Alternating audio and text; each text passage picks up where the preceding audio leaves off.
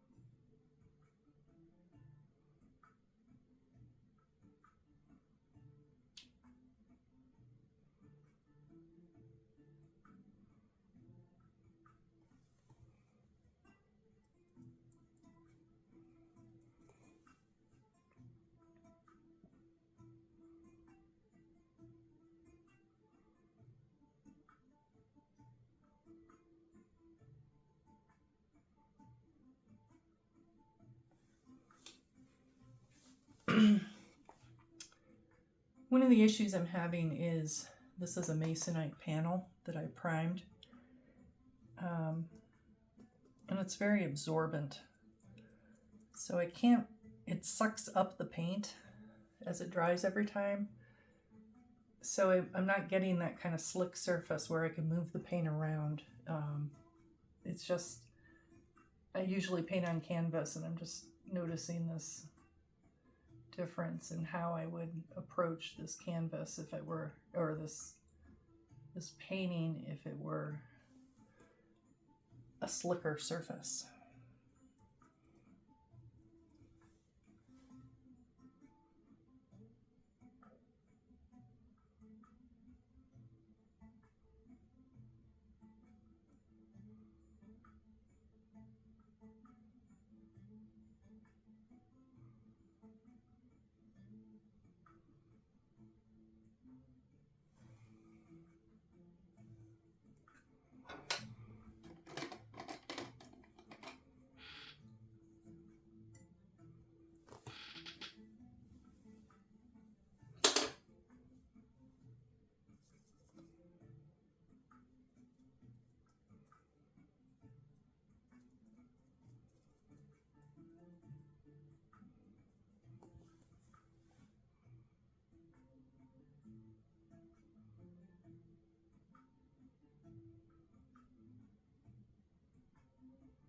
There we go.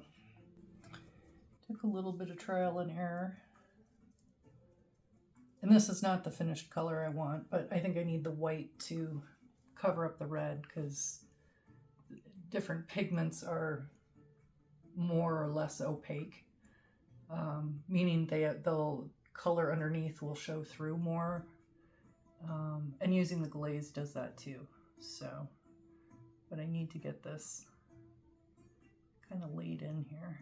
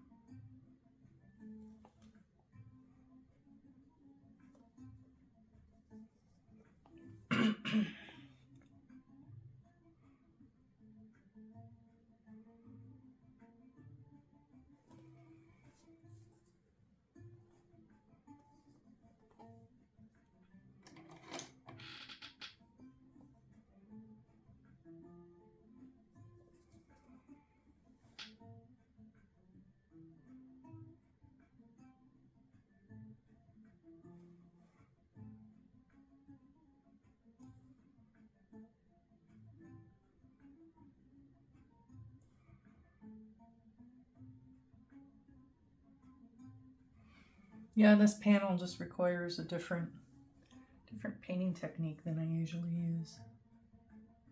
That's okay. It's good to experiment and be pushed. And it's a fundraiser. Each painting is priced, I think, at $99 is how they do it. And most of it goes to the gallery.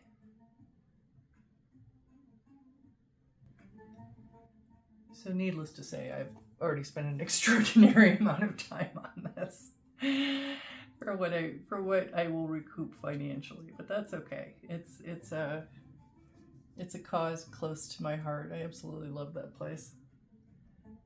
And the people down there, the artists, are just wonderful to be around and feel like kindred spirits.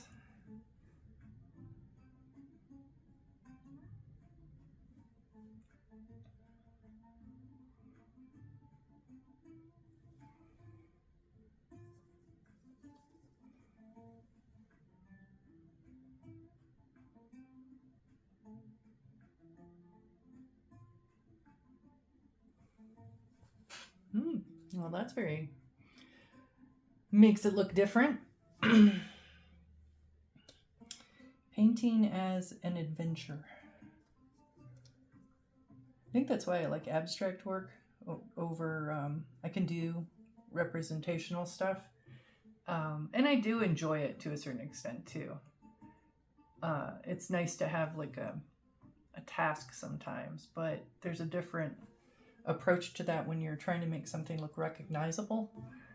It's a different measurement compared to an abstract emergent painting like this, where it really is about the process. The painting itself at the end is just really an artifact of the experience, I think, for me. That's what you're ultimately, as the viewer, experiencing. And I find that whole kind of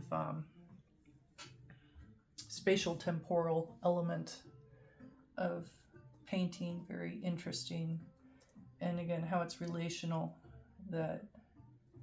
and we're adding the level of the video with all of you.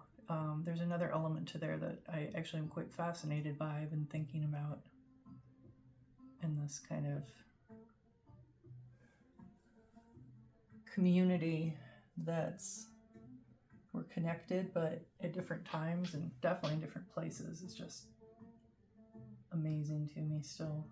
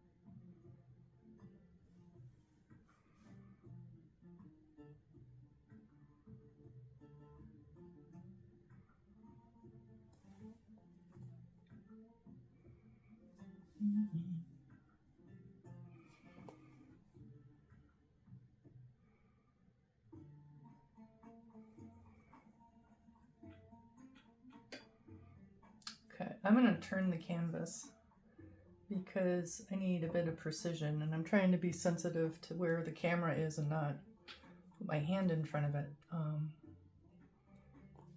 I need to turn this a different direction. Let's try it this direction for a bit. You can see a whole new painting that way. I actually turn it all the time. I just was thinking in terms of an audience that could get confusing. I don't know. Let me know in comments. No one ever comments. Leave comments. What do you think? Somebody give me a comment.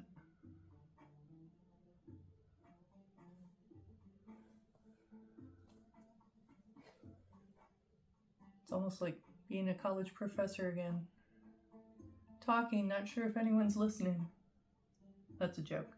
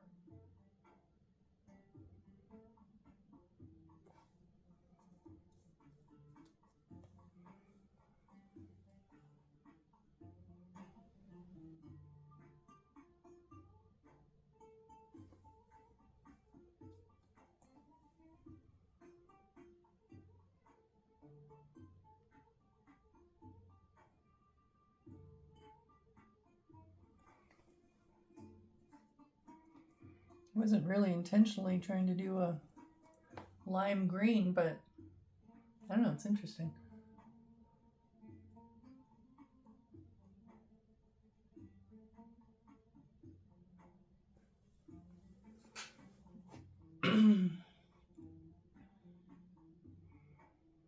So you can see now why I needed to do that middle ground layer. There's no way to get all that texture in between with this foreground green. So there's that's where the imagination comes in, of thinking about what will this look like if I do this, what will happen. And I'll probably do a little bit of blending with this green, but not too much. It's going to be really more on the surface, where this is all kind of the midground and background are all smudgy. So that means there's probably at least 1 to 2 more layers on the green to shade it and highlight it and give it the leaf quality that I think I still want. Leafy viney. Yeah, so there's still more videos to come. Like I said, I'm not going to be recouping my labor hours on this painting at all, but that's okay. I rarely do. Doesn't matter, I still gotta do it. That's that autism piece. Autism ADHD.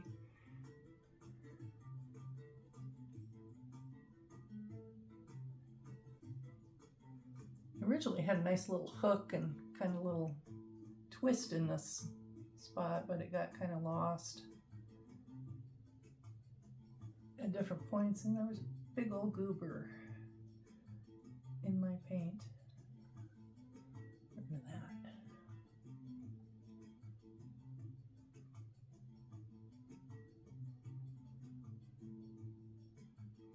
Yeah, the board just, I don't know, the paint just moves differently on it.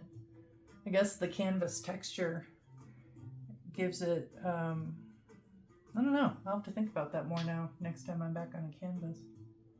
I have some other paintings going. I always have several going because something's always drying, so I want something else to work on. But I've been prioritizing this one because of due dates.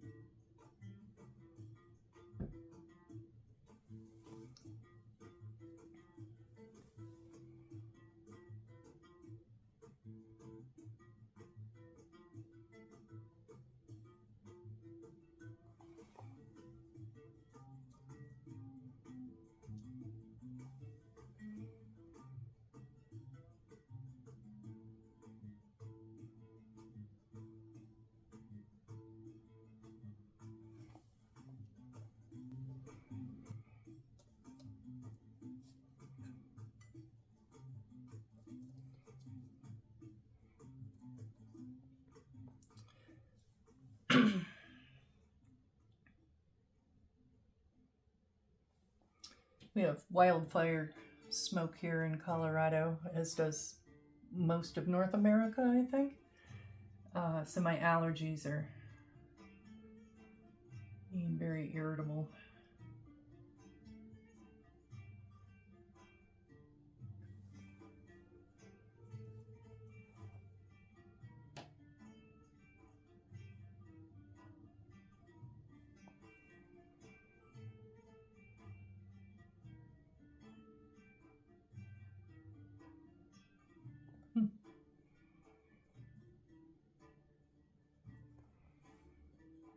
I'm really just kind of playing. I really don't have a plan on this vine. I'm just kind of picking up the... Actually, I should leave some of those now that I'm thinking about it. Oops, too late in some of them, but I think I'll leave some of these so they look more like they're in the background still. But yeah, I'm just kind of playing, really.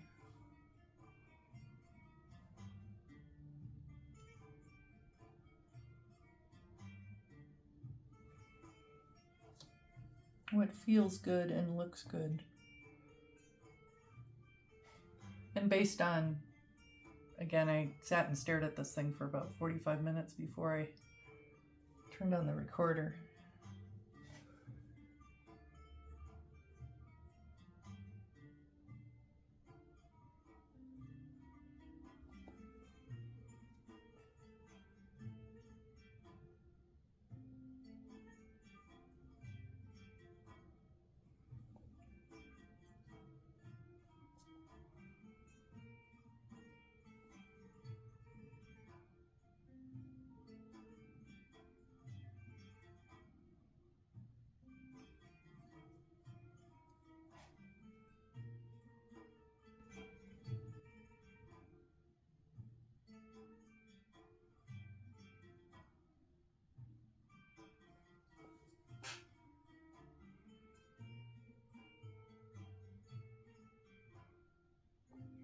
And I do some mixing on the palette. I had to really this time to get the consistency of the paint so it would move around the way I wanted. So it's a lot of solvent and glaze as well. But this is also why I like to blend on the painting itself, because you just get more like natural variety. I don't know. I just like the effect of it and what happens. There's, again, I like an adventure when I paint sometimes, not all the time, but it seems to come off.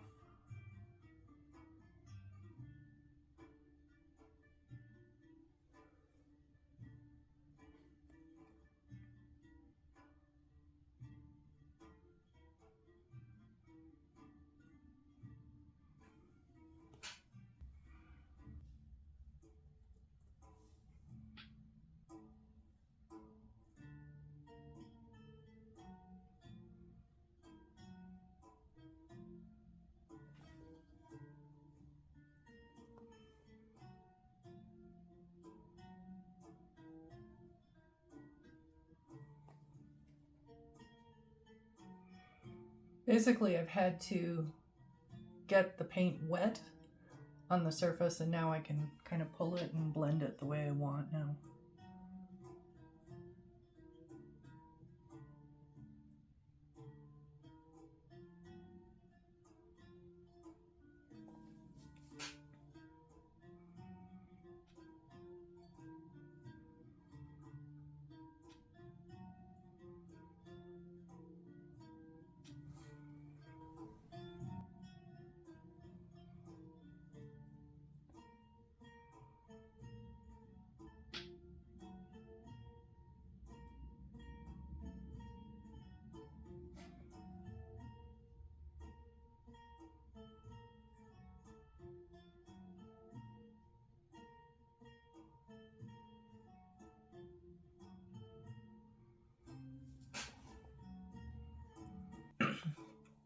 This has been sap green and lemon yellow and white. Now I'm going to add some Viridian, which is very blue. I think that will add a interesting kind of detail. Let's see what that does. Could end up being a terrible idea. Just don't know till you try.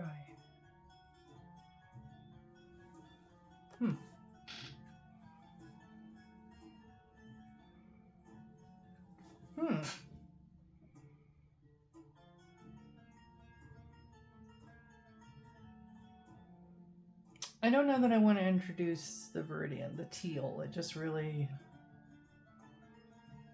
I think I like the sap green better. It's a little warmer. Yeah, I don't think we're going to do the Viridian. I'll put a little bit in places. Mostly so I don't have to take that off.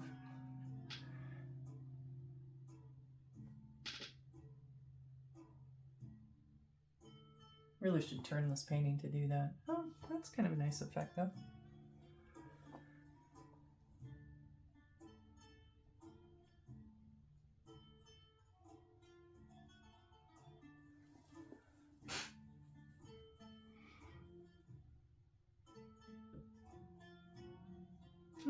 A little bit of it's kind of interesting. I don't want to do too much though.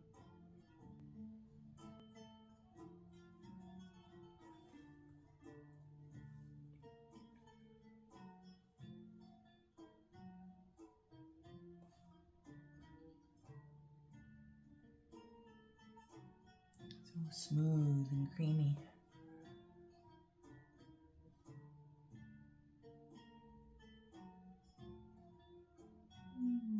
Very nice. Yeah, maybe.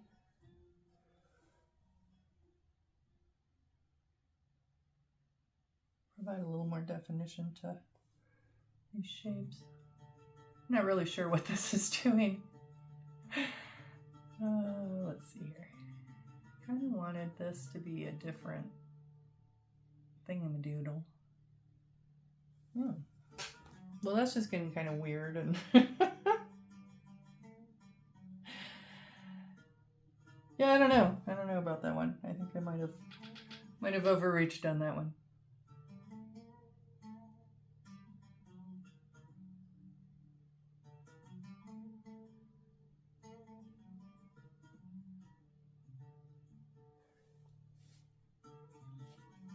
I think it's probably best at this point to leave this alone and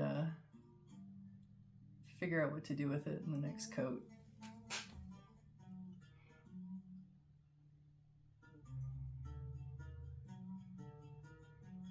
I like this white and these shapes. I think I just got a little too creative over here. Okay, stay focused.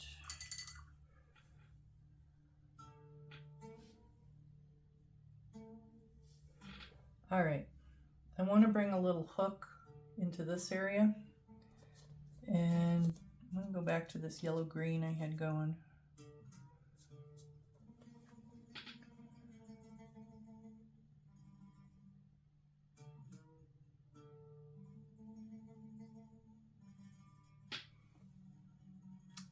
That'll help bringing another spiral in. I got a couple of them going. I can kind of bring those up a little bit.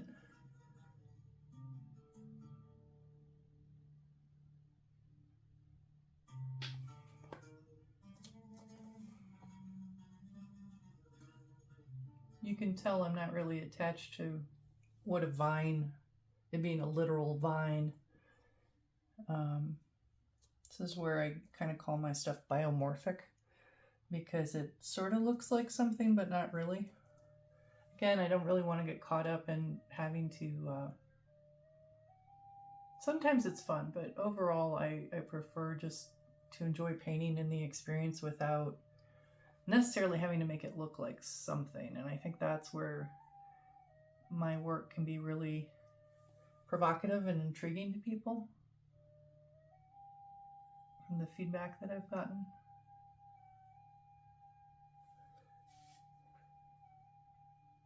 But as I was saying earlier, I also do enjoy doing realism. I have a couple paintings I need to get back on from this winter. They were leaves, fall leaves, so the season's coming back around. I should probably finish those.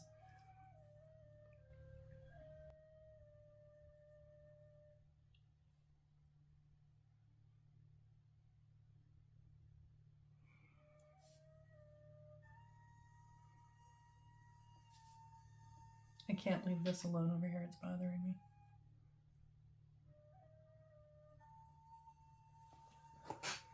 There, at least it's not quite as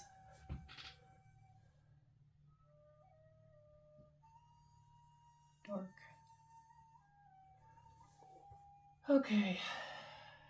I guess I'm not going to leave too many of these in the background. They're going to get covered.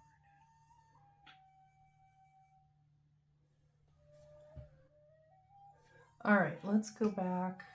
The painting either has to go this way or this way, and this is kind of where I was settling on.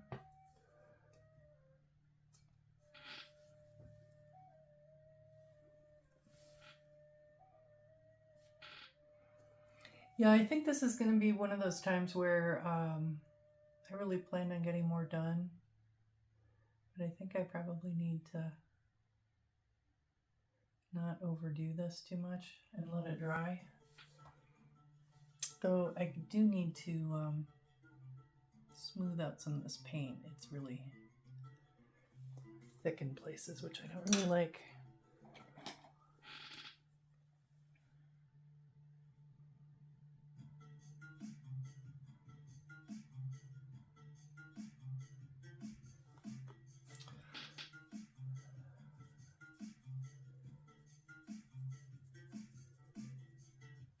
I don't think that's the right one.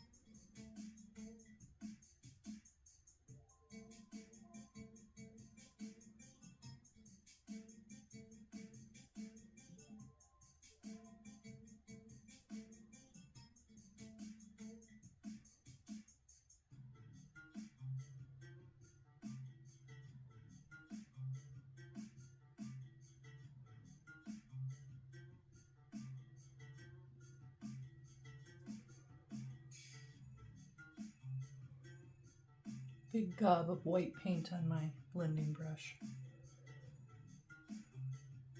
That is a bad thing.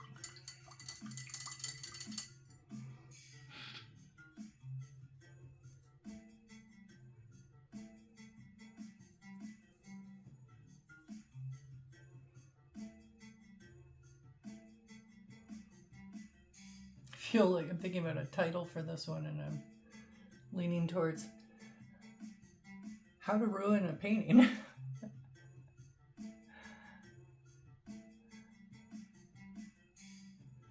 It'll be fine. I think it's the board. I just, I'm not used to this surface, and just need to make it work on this surface and not be attached to outcomes. I started playing with acrylic paint down at Access Studios when I'm down there hanging out with the artists, and realized I was trying to get the same effects with acrylic paint that I get with oil paint, and it's like, it isn't going to happen. Why are you trying?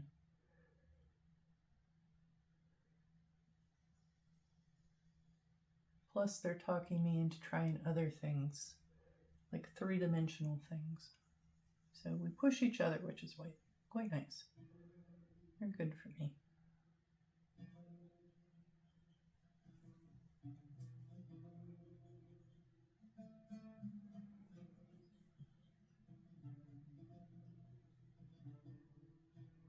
There's quite a bit of paint on here. I kind of want to smooth it down.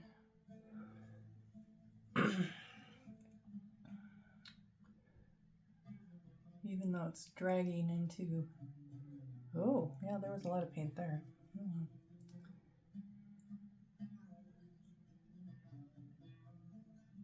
I guess we're going to smear it and see what happens with that.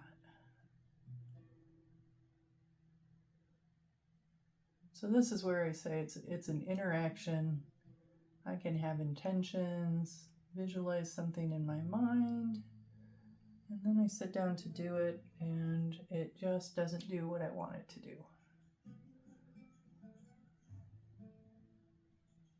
So I can either be stubborn about it and keep trying to force it, or I can let go of the idea that I had and let it just be what it wants to be. I think that is an essential part of creativity that is really, really overlooked in the business community because of pressures around efficiency and delivery.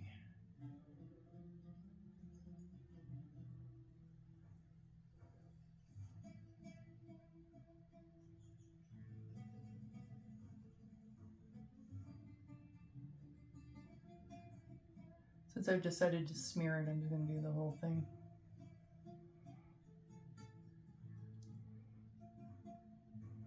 You can see why you can't do this with the pink background either. It would just end up being a big mess. These turned into little stars over here. I kind of like it.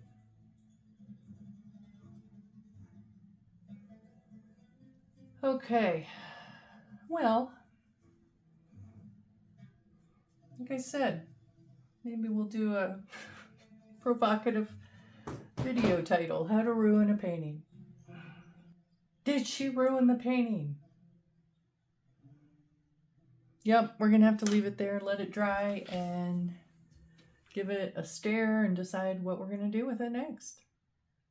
Thanks for watching, subscribe, and check back to see, can I save the painting? Dun dun dun.